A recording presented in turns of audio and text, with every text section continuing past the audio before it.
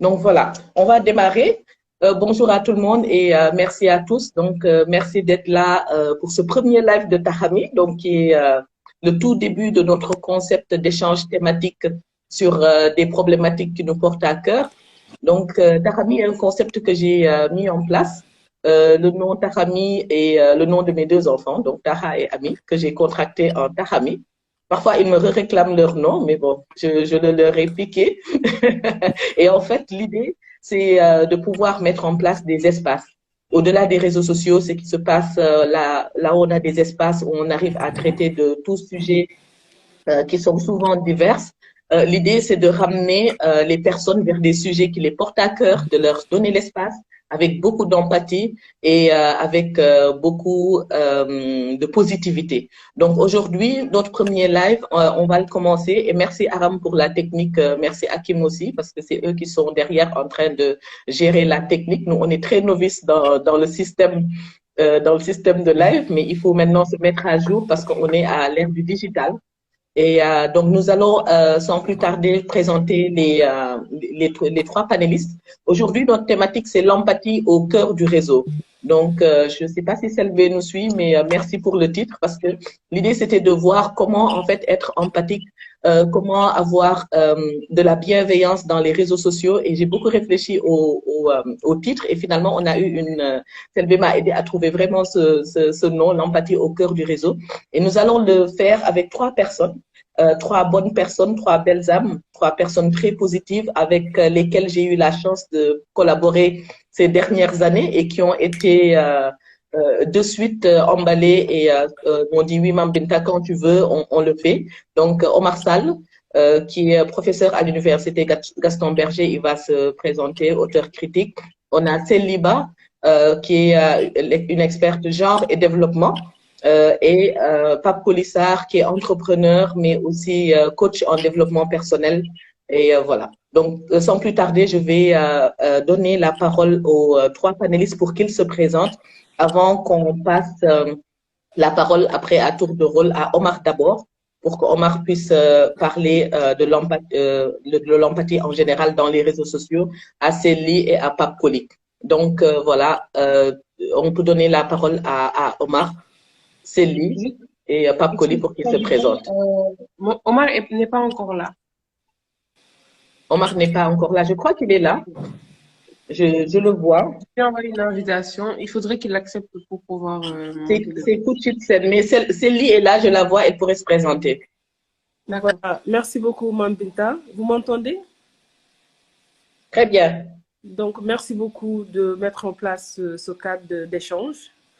Voilà, moi, je m'appelle Céliba, je suis sociologue, donc docteur en sociologie, et je travaille sur les phénomènes sociaux en lien avec les questions de genre qui sont connectées à différents domaines que je suis, la migration, les questions de sécurité, je m'oriente de plus en plus la religion.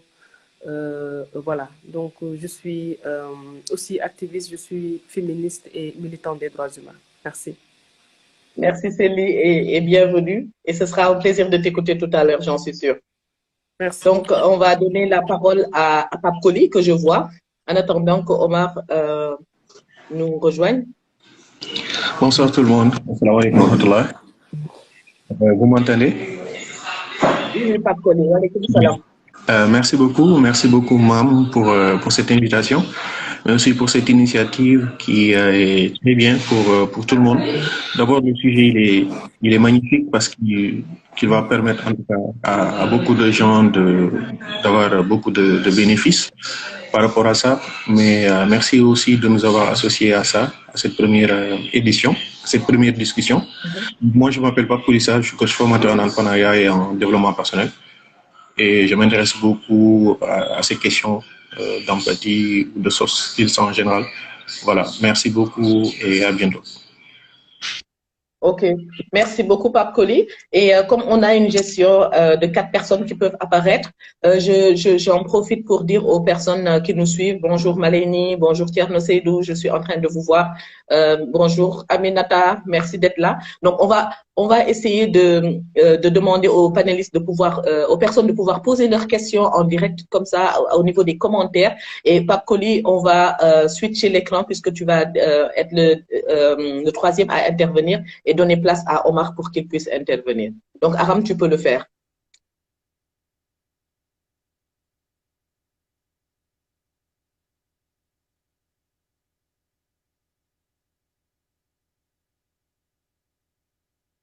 Du coup, Omar doit juste accepter la demande et il va monter.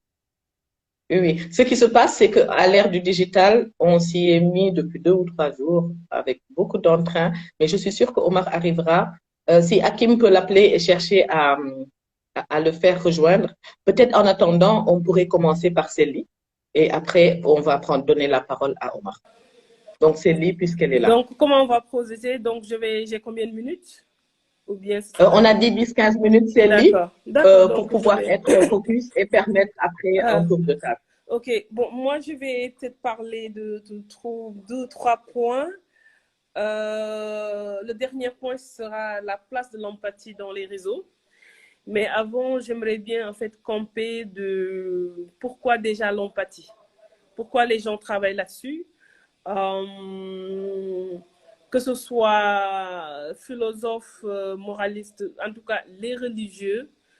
Pourquoi ces gens s'intéressent à l'empathie? Parce que tout simplement, l'empathie pourrait rendre en tout cas une société, en tout cas une société plus juste, plus éthique en fait. Donc le fait de s'intéresser, de travailler sur l'empathie pourrait rendre en tout cas une société juste, une société pacifique, une société plus éthique, une société plus douce en fait. Donc c'est pour cela que ces acteurs travaillent là-dessus. Et l'empathie, ce n'est pas seulement le fait d'être compréhensif, altruiste, etc. Mais c'est beaucoup plus profond parce que l'empathie, c'est la reconnaissance de l'autre dans sa spécificité, dans sa diversité. Donc, c'est au-delà d'être altruiste, mais de reconnaître des diversités. Et quand je me mets à la place de nos sociétés où, même si on tend vers des sociétés individualistes, mais quand même, dans certaines zones, le plus souvent, le collectif prime. Le collectif prime. Et quand on dit que le collectif prime, ça suppose qu'il faudrait qu'on puisse être dans le groupe, il faut qu'on puisse reproduire les... Donc, cette reconnaissance de diversité, ça est assez faible en fait, même si, quand même, nos sociétés ont toujours produit des valeurs de solidarité, d'entraide. Ça, je pense qu'on l'a beaucoup bâti, mais c'est dire que ces valeurs de solidarité, d'entraide, dans un contexte où nos sociétés sont en forte bouleversement, mutation, on tend vers des sociétés individualistes où l'homme est au cœur. En tout cas, les personnes sont individualistes où l'homme se dit au cœur et se soucie moins du collectif. Donc, je pense que les réflexions vont tourner dans ça. Et on doit s'interroger en fait sur la survie, en tout cas, de cette empathie dans cette société où on court le capitaliste, où tout le monde est à la recherche de profit, où on se soucie moins de l'autre. Et c'est ça où j'apprécie en tout cas le fait de réfléchir, de questionner en tout cas l'empathie. Donc, l'empathie, quand je le mets, ça c'est de manière globale dans nos sociétés où est-ce que nous en sommes, donc on est dans une société actuellement où l'empathie est en danger. L'empathie est en danger. Prendre soin de l'autre. Prendre soin de l'autre, se déplacer, de voir, de rencontrer, d'avoir du temps pour les autres. Dans une société où les gens courent à n'en plus finir, donc ça pose problème. Et ça, c'est le modèle du capitalisme. Donc ça, c'est l'état du capitalisme. Et c'est pourquoi les gens sont en train de promouvoir en tout cas un autre modèle où l'homme serait au centre. Et ça, si je le transmets dans un monde virtuel, le monde virtuel où il y a énormément de dérapages, on a un peu de l'empathie. Pourquoi je le dis? Parce que, bon, être empathique, c'est quelque chose qui est profond, inné en nous, parce qu'on est des êtres sociables au souci de l'autre. Et c'est ce qui fait l'huile. Lui, ce qui nous relie à l'autre, c'est cette empathie. C'est-à-dire, ce qui fait que nous sommes des êtres sociaux, le lien, c'est l'empathie. Mais quand on le transforme dans les réseaux sociaux, même si on a ce petit lien qui fait qu'on se soucie de l'autre, quand on lynche quelqu'un sur les réseaux sociaux, on est empathique, on est ndeysaan, etc. Donc, c'est ce lien-là, cette fibre-là, parce qu'on est des réseaux sociaux, qui fait qu'on est empathique. Mais en dehors de ça, les réseaux sociaux ne promouvoient pas cette empathie. Ne promouvoient pas. Et quand on voit à côté, qu'est-ce qu'on met en place pour renforcer cette empathie-là, il n'y a rien du tout qui est mis en place. Qu'est-ce qu'on fait pour encourager cette empathie dans l'utilisation des réseaux sociaux? Il n'y a rien qui est mis en place. Parce qu'aujourd'hui, quand on puisse dire, on n'a pas de programme qui promouvoit une bonne utilisation des réseaux sociaux, nous n'avons pas de programme qui promouvoit une citoyenneté numérique responsable sur les réseaux sociaux. Donc, les réseaux sociaux, c'est plus de la violence, ce qui est contraire à l'empathie, parce que, comme je vous ai dit en amont, l'empathie promouvoit des sociétés pacifiques, des sociétés justes, des sociétés plus d'éthique, et on se rend compte que sur les réseaux sociaux, il y a moins d'éthique, plus de violence, parce que tout simplement, une personne qui n'ose pas faire des choses dans le monde physique peut le faire dans le monde virtuel parce qu'encore une fois, il y a l'anonymat. Ce qui fait qu'on peut faire des dérapages parce que tout simplement, on se cache derrière, il y a l'anonymat des choses où on n'oserait pas le faire dans le monde physique. Donc, pour dire tout simplement la place de l'empathie dans les réseaux sociaux, est assez, en fait, ça ne prouve pas trop l'empathie, même si on reste des êtres sociables où on soucie toujours à l'autre, mais dans les réseaux sociaux, on se soucie moins, ce qui fait que les gens développent une sorte de stress, d'angoisse, parce que des études ont montré, ça c'est la société américaine, malheureusement on n'a pas fait d'études au Sénégal, montre que les personnes qui utilisent les réseaux sociaux sont beaucoup plus stressées, de plus de 21% que des personnes qui n'utilisent pas les réseaux sociaux. Donc, quand on poste des choses, quand on envoie des choses, des fois, on est stressé parce qu'on peut s'attendre à être lynché, etc., etc. Donc, je pense qu'il est temps, Mambenta, de réfléchir de ce côté-là, de réfléchir et de proposer à nos États, parce que je ne vois pas beaucoup de programmes, même si on est beaucoup plus dans la répression, le contrôle, mais pas dans tout ce qui est promotion d'une bonne utilisation de ces réseaux-là, d'une bonne responsabilité dans ces réseaux-là, d'une bonne empathie, même s'il y a beaucoup de choses de collecte de dons qui se fait sur les réseaux sociaux, des collectes de dons, mais encore une fois, ces collectes, des fois, on ne peut pas le lier à l'empathie. Des fois, c'est juste le voiement, le suivisme, etc. parce que c'est au collectif. Donc, voilà. Donc, les gens peuvent être très... Voilà, on fait don de collecte, les gens donnent. Mais derrière, il faut d'abord se questionner, est-ce que c'est réellement de l'empathie ou c'est juste le suivisme ou c'est juste voyez-moi, etc., etc. Donc, c'est ça que je voulais, pour ne pas trop tirer, donc partager avec vous et finir en disant que nous vivons en tout cas dans une société totalement virtuellement plus connectée, mais moins socialement, qui est plus en tout cas socialement déconnectée. Merci beaucoup. Merci, nous te remercions beaucoup pour toute cette énergie aussi et pour tous ces points en fait importants que tu as pu toucher. Donc des points qui sont essentiellement relatifs à l'être humain par rapport à ses limites, par rapport à ce qui peut l'atteindre. Et en fait, c'est tout le sens en fait de l'empathie par rapport à la responsabilité des autres, par rapport à comment ils se comportent avec les autres. Et donc, je crois que c'est des questions essentielles. Et comme tu l'as si bien dit, quand on est dans les réseaux sociaux, on ose et parfois on ose même atteindre et dépasser les limites. Donc, merci d'avoir campé ça et merci aussi d'avoir pu faire ressortir cet élément d'utilisation des réseaux sociaux parce que nous sommes de plus en plus en train à utiliser ces réseaux. Et l'idée aujourd'hui, c'est de voir quoi utiliser dans les réseaux sociaux, à quoi ça nous sert et comment en fait on peut l'utiliser pour que ça soit bénéfique pour nous, pour notre développement aussi bien personnel que professionnel. Si on a Omar, Je vais lui passer la parole. S'il y a des questions pour les personnes qui nous suivent, vous pouvez les poser au niveau des commentaires et moi, je pourrais les prendre. J'ai Barakatoussi, Neroli, Tierno Seydou, Rokhaya Fall, Ousseynou, on a Aïssatoussi, Maleni Thiam, Marie-Jeanne Diémé. Donc, si vous avez des questions, vous pouvez les poser. Et Lingerdem vient de nous rejoindre, donc, et on pourra vous les poser. Donc, Omar est avec nous. Aram? Non, pas encore. J'attends qu'il se connecte. Ok, bon, on va aller à Papoli. En attendant, peut-être que toi ou Hakim, vous pourrez l'appeler au téléphone et essayer de faire en sorte. Et je crois que le point de Omar pour venir en dernier, parce que Omar va nous parler plus de tout ce qui est. Il a abordé des points intéressants, le bas mélobine, les dangers de.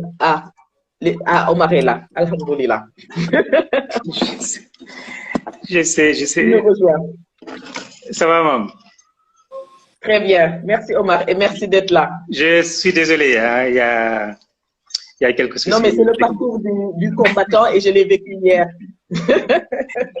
Merci beaucoup, merci. Mais j'ai suivi depuis le début, quoi. J'ai suivi depuis le début. Ah, donc c'est parfait, c'est parfait. Et donc, je crois que pour aborder, en fait, ton point, ce serait très opportun de le faire après le très bel exposé de Célie.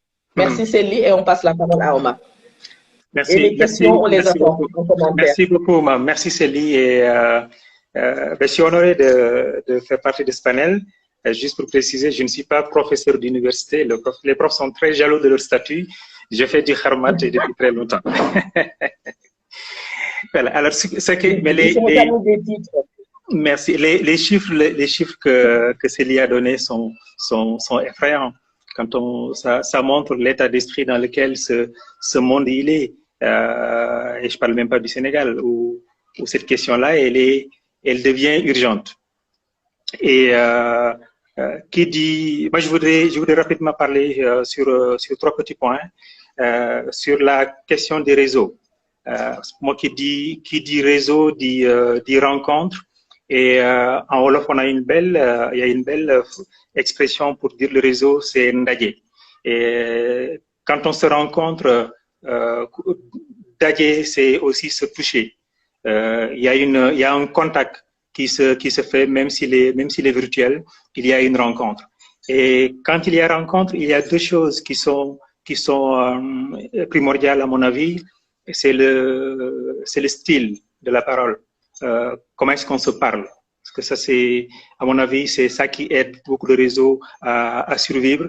Comment est-ce qu'on parle aux gens? L'autre élément important dans la survie des réseaux, c'est l'accessibilité de la parole.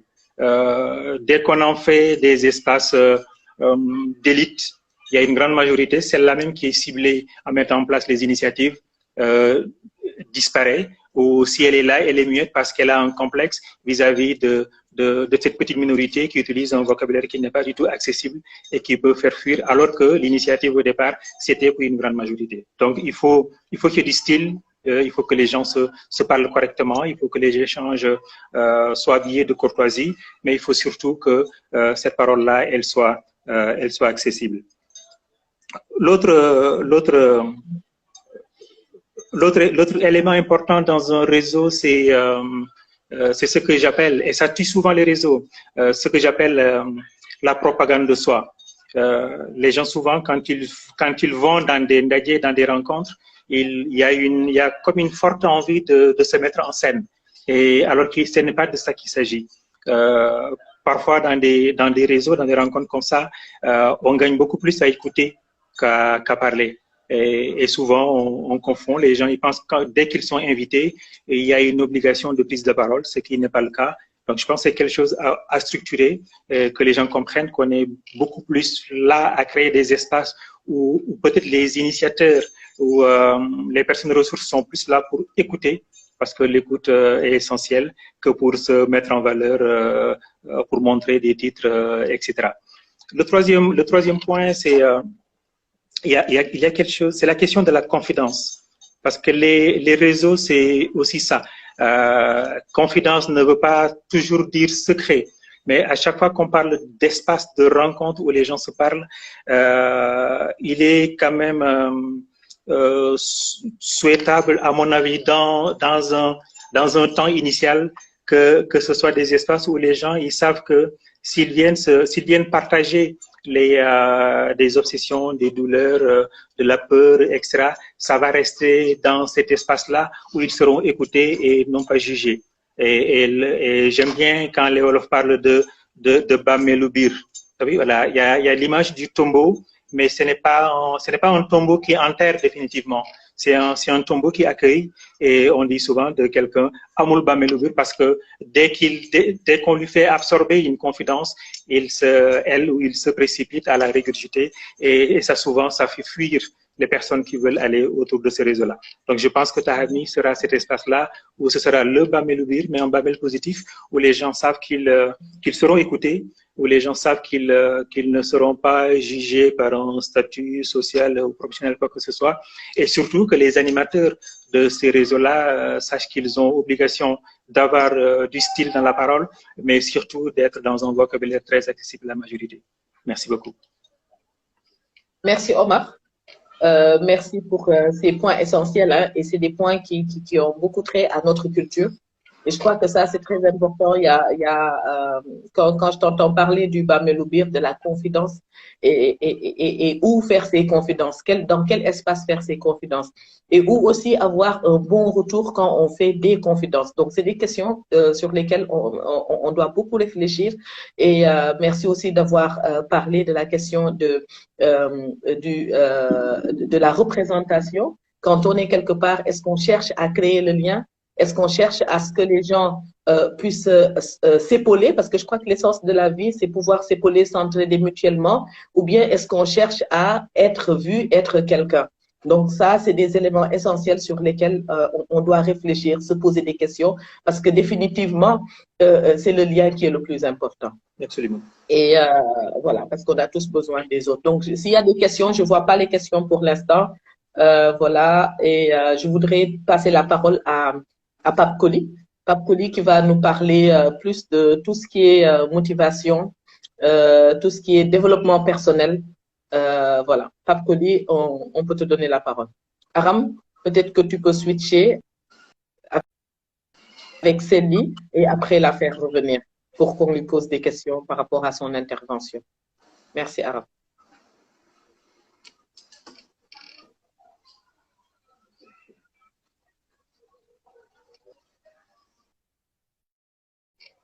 Entre-temps, je vois que nous, notre public est assez timide. Ils ne veulent pas poser de questions. Et ce serait bien, en fait, de pouvoir poser certaines questions si vous en avez, ou bien de partager des avis, de partager des recommandations. Donc, on est ouvert et ce serait bien de...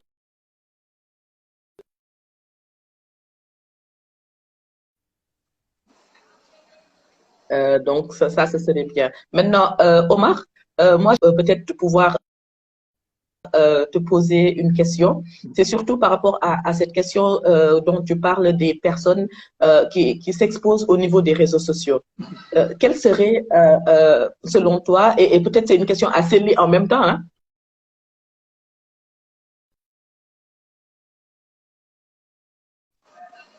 pour le public, s'exposer. Qu'est-ce que ça fait de pouvoir s'exposer au niveau des réseaux sociaux? Alors, c'est devenu culturel. Demande d'enregistrer le live, ce serait bien. Je crois que ce sera fait. Donc, okay. Omar, tu as la parole. Ok. Je pense qu'il y a une, c'est devenu, j'allais dire c'est une culture, mais non, c'est une pratique contemporaine qui est là, où les gens cherchent à tout prix de s'affilier à un réseau.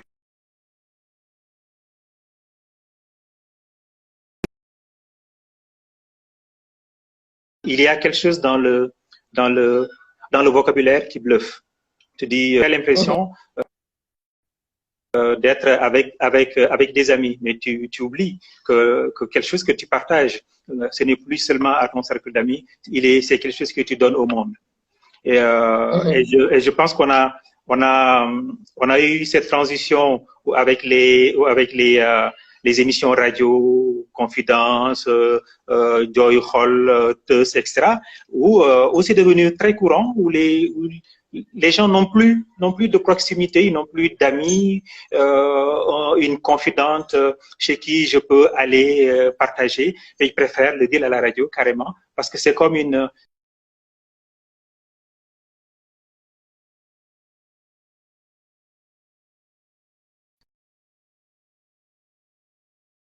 les avoir laissés tomber.